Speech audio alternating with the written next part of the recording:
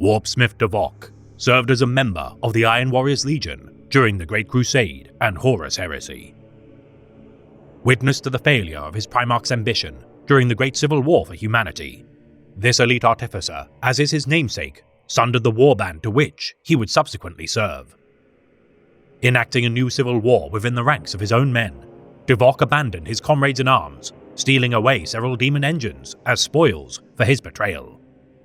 Pledging allegiance to the Warmaster of Chaos, Abaddon the Despoiler, D'vok would lead a new warband of his master's creed, known as the Forgeborn.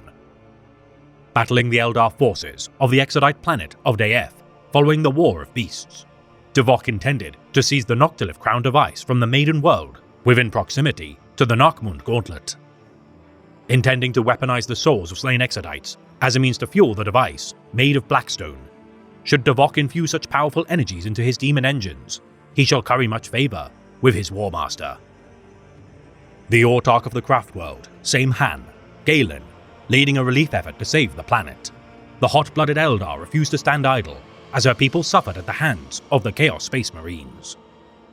Dueling the bloodied fang of the Zephyrborn hunt upon Daethe, the fate of Warpsmith D'vok is unknown to this day. The bloody battles waged on the Maiden World so devastating that Imperial chroniclers cannot find substantial enough intelligence to glean the victor.